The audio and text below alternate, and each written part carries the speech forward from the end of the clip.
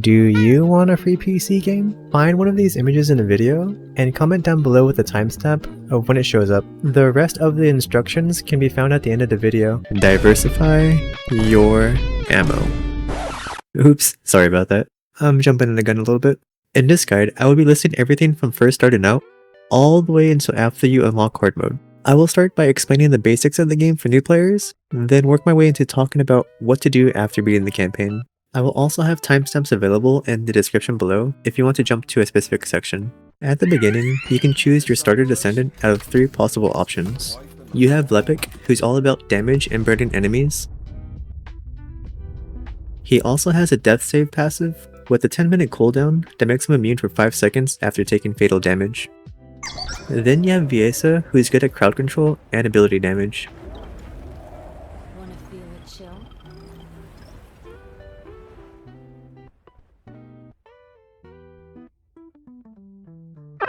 And then there's Ajax, who's a tanky support with the ability to do respectable amounts of damage.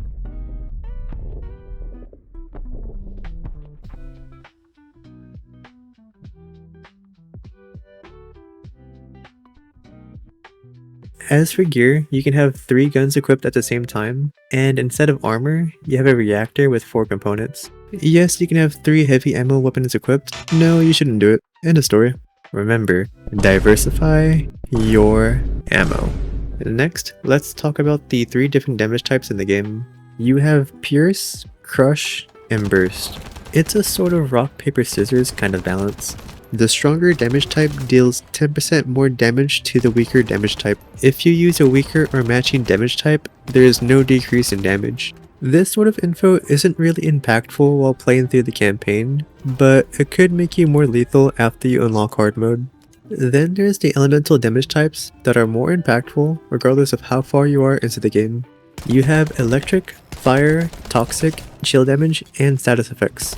Electric can proc the Electrocution debuff, which reduces defense, on top of having tick damage. Fire can burn enemies, very simple. Toxic can poison enemies, which can stack, dealing greater damage with more stacks. Lastly, Chill can cause enemies to get frostbite, which just slows and freezes them.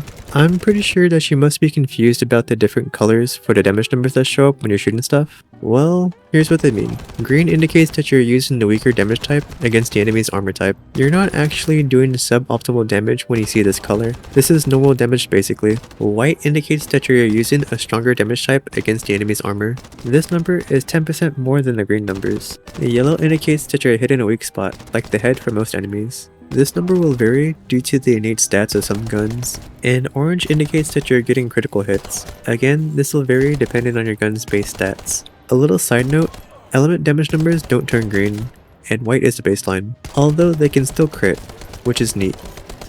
As for the enemies in this game, there are 3 factions: the Legion of Darkness, Order of Truth, and the Legion of Immortality. We also can't forget about the Colossi, which are the bosses we fight in the game. These are all mostly unique and have their own weaknesses and strengths that you can clearly see before going into battle, making it very easy to prepare yourself for each individual fight. This boss, for example, is very weak to toxic and burst damage, and their parts and core have these types of armor. After you kill a boss, you can approach his corpse to open up any amorphous material pattern that is linked to it. This essentially works the same as opening a chest after killing a boss in most games. The key difference is that you bring the chest to the boss fight, and their dead body is the key that opens it. Now let's talk about mods. They are the #1 source of damage and survival in this game. For just completing the campaign, you really shouldn't have to worry about upgrading your mods. Personally, I didn't upgrade any of my mods until the last couple of chapters. You can equip mods on both guns and descendants. Everything has a maximum mod capacity, and all mods have a cost. Mods have a socket type, and if you match it, it cuts the cost of the mod in half. If you don't match the socket type correctly, it increases the cost of the mod. You can also increase the max capacity by using energy activators, and add additional socket types by using a crystallization catalyst. Another way to increase mod capacity, which is exclusive to Descendants, is by upgrading your sub-attack mods. For guns, I'm only going to recommend 2 mandatory mods, Rifling Enforcement and an Element Enhancement mod, and a few complementary mods. better concentration, weak point sight, and fire rate up. Better concentration is best paired with better insight on a weapon with a high crit rate. Weak point sight is best when fighting enemies with a defined weak spot that you can shoot consistently, and fire rate up is best paired with a reload mod, since you're going to be emptying your mag frequently. To make things simple, here's the upgrade priority I recommend. As for Descendants, there's 5 universal mods that every Descendant can benefit from. They are increased defense, increased HP, increased shield, an antibody mod, and any sub-attack mod. However, the polygenic antibody mod has the lowest values out of all the antibody mods, so I don't recommend it. And shields aren't as helpful in combat compared to defense and HP mods. The more defense you have, the less damage you take, and the more HP you have, the more hits you can take. Whereas with shields, you don't recover them quickly in combat, unless you're playing as Enzo, who has a dedicated skill for shield recovery. And most importantly, we can't forget about sub-attack mods, so here's my recommendation for upgrade priority. When upgrading antibody mods, just upgrade them enough to meet the recommended resist value for whatever boss you're fighting. Lastly, there is a category of mods that are exclusive to Descendants called Transcendent mods. These mods are exclusive mods that changes the way a skill functions for specific Descendants, and upgrading these mods actually lowers the cost contrary to normal mods. Next, let's go over the leveling systems. There are 2 types of levels in this game. You have gear levels and proficiency levels. Gear levels are determined by the level of the activity the gear drops from and is permanent. Guns are the only type of gear that have a way to increase its level through weapon level transmission at the workbench. The gear level cap is 100 currently. You honestly shouldn't worry about leveling up guns at all, since you can just get the higher level version of the same gun later on in hard mode. And proficiency levels are tied to your mastery rank, which is your account level. Leveling up your mastery rank grants a lot of benefits, like increasing the mod capacity for guns and Descendants. You level up your proficiency on gear by using that piece of gear or by having it equipped. It's that simple. Keep in mind, you get more XP while using it compared to having it stowed. Proficiency levels can reset when you use a crystallization catalyst on either a gun or a Descendant, but you can only make progress towards your mastery rank once, meaning multiple resets won't allow you to gain more mastery rank on the same guns. And lastly, the most important feature you need to know for the game is the access info section. This isn't really important until after you beat the campaign, but it's still a useful resource at any point during your playthrough. You can access this section of the game either by opening your map or by opening your quest tab. Here, if you wanted to find out where something drops, you can look it up. For example, if one was interested in crafting an ultimate bunny, you can go over to Descendants and go down to Ultimate Bunny. Then you can click on any material and press Acquisition Info. Now you can click on any source, and it will literally take you to where it drops in-game. This makes target farming less painful. And lastly are the Void Fragment and Void Fusion Reactor missions. The way these work is that you need to gather specific items from fragment missions, so that way you can open fusion reactors. Opening a fusion reactor will summon a boss, and after you kill it, you can approach his body to open an amp. It's very similar to how you do it in intercept battles. One key thing to keep in mind is that in order to get the items you need for fusion reactor missions, you need to be using a Descendant that can deal matching damage to the Void Fragment and Fragment missions. I highly recommend holding off on doing these until you can do it on hard mode, because the amount of Void Shards that drop is at least tripled compared to normal mode, although it can be somewhat difficult if you're playing solo. As of hotfix 1.0.4, the devs made it possible to get Void Fragments as drops from killing monsters in special operation missions. As for some new player tips, I'll start with don't sell anything. Why? Because all the upgrade materials in the game requires you to craft it, and you get crafting materials by dismantling equipment. Not to mention that the margins on selling stuff to the vendor is piss poor. Once you unlock hard mode, monsters drop more than double the amount of gold you would have received from selling an ultimate tier piece of equipment. And speaking of upgrade materials, if you have enough crafting materials, always research something whenever you're in Albion, since crafting is done in real time. All the upgrade materials have their own unique pool of crafting materials that aren't used in the research for guns and Descendants. So don't be frugal, and always craft when you can. As you're progressing through the campaign, it's best to sort your guns by DPS in the filter, and trade up your weapons once it's obvious the gun you're using isn't dropping enemies like it used to. Also, don't worry about specific stats on guns while playing through the campaign. You can always reroll the bonus stats on your guns anytime you want. Plus, it's very easy to get what you want. When it comes to dismantling, if your junk filter is set up properly, you don't actually have to register ultimate rarity items or set items under components, meaning you can tag all this junk without fear of accidentally deleting something godly. As you're playing, you'll see some of these boxes and containers lying around. No matter where you are or what you are doing, it's always in your best interest to open these.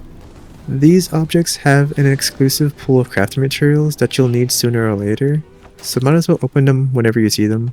Just be mindful and don't get yourself killed opening these boxes while playing with others. As you're getting more gear, you'll notice that some of the components can drop with stats that increase your drop chances and XP gains. Here's all the possible stat lines and which components they roll on. The highest value I've seen was around 19% for a gold increase, so I assume that 19 to 20% is the cap for these stats, and it is possible to double up on these stats for some pieces. One disclaimer for the consumable drop rate increase is that it's unknown exactly what this does. There is speculation online that is related to the items under the consumable tab, while some think it increases the rates for the drops in the amps. Personally, I think it increases the resource drops during gameplay. I'm referring to ammo, health, and mana drops. When it comes to recommending which descendant to grind for, I have a suggestion that's pretty optimal for long-term success if you're playing self-sufficiently. First, you'll want Sharon, so you can increase the odds of getting more loot when you do outpost missions without being spotted. Secondly, you'll want Enzo because he has a passive where it makes encrypted vaults easier to open while increasing the amount of drops you get. Encrypted vaults are basically loot containers scattered throughout the game. You can only open them with specific items. The hard mode variants also have their own unique items, so don't be afraid to open vaults on normal mode. To find these vaults, you can use a sieve whenever you are near one of these symbols, and it will make a noise while looking in this direction.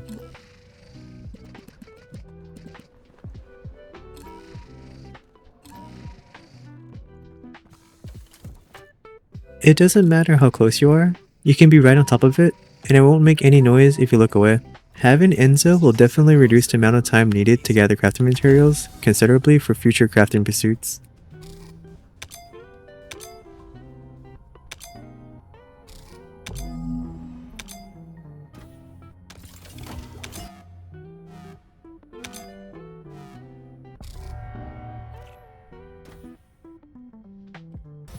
Finally, you'll want to unlock a descendant who has challenges featured in the current battle pass, which is Freyna, who is one of the easier ones to unlock. For reference, it took me 3 hours total to get everything to craft Sharon, and for Enzo, it took me a total of 12.5 hours to get everything to craft them. Of course, your times will vary due to the nature of RNG.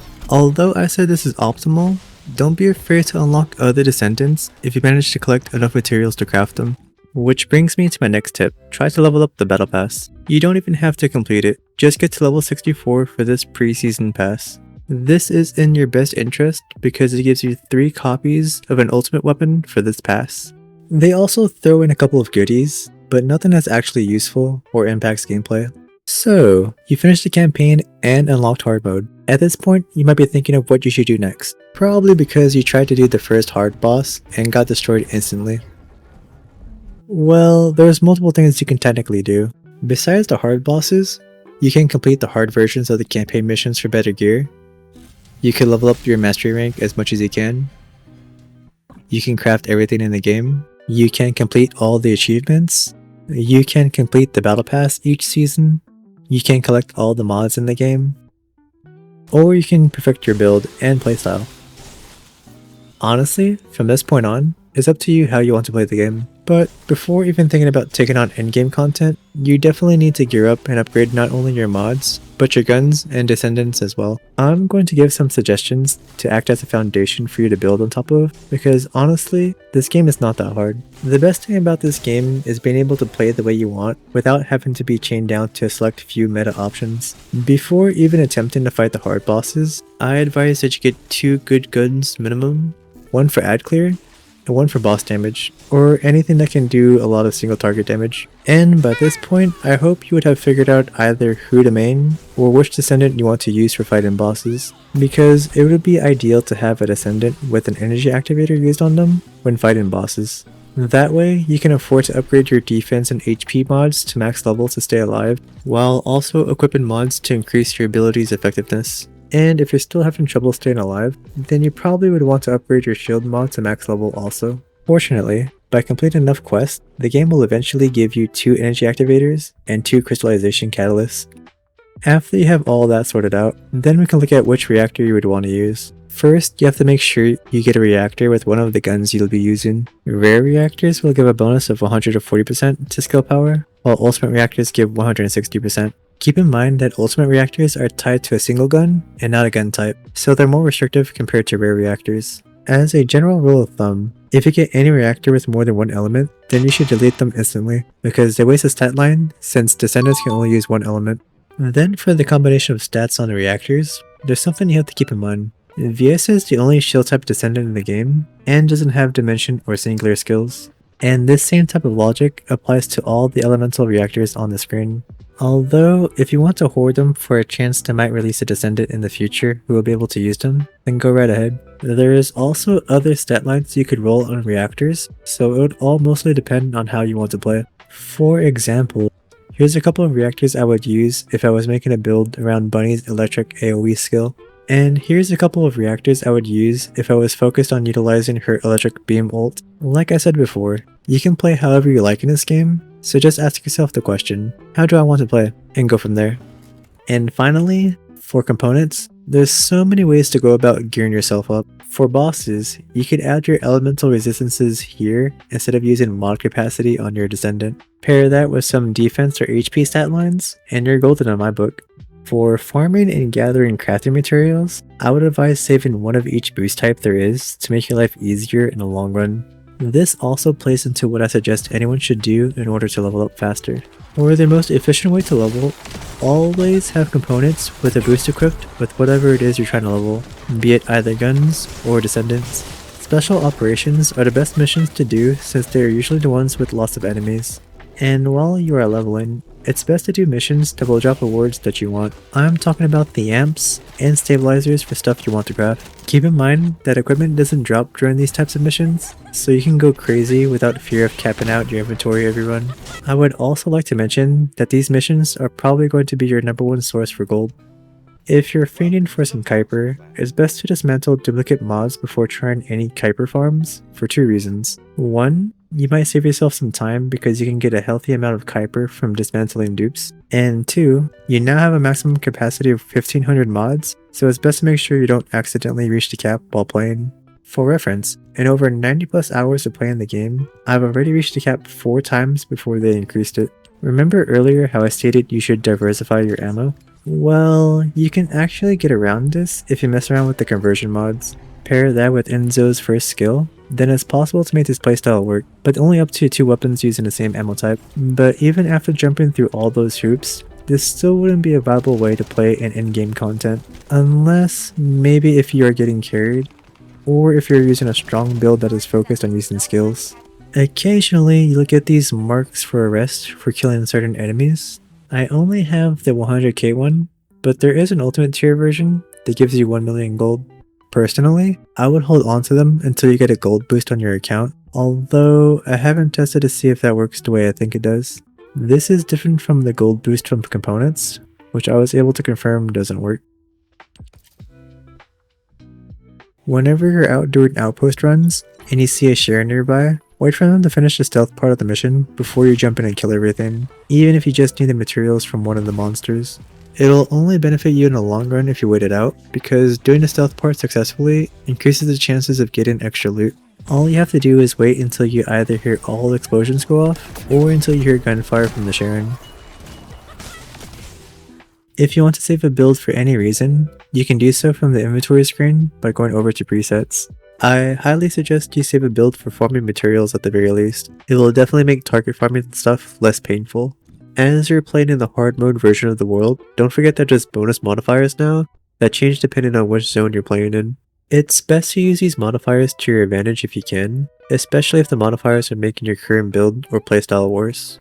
I keep hearing people refer to the ultimate versions as skins. They are not skins. They are enhanced versions of existing descendants with better stats and more socket types. That should cover everything you need to know. If there are any changes, I'll post them in a pinned comment down below. Also, for those who aren't aware, you don't lose any progress whenever there's a new content drop. This means, if you grinded your heart out to get your desired descendant and crafted your ideal loadout, everything will still be relevant, even if you came back after a long break. To those of you that made it this far in the video, thank you. I appreciate you. Now, I know all of you are smart and intelligent people, so I don't need to tell you how these buttons work, right?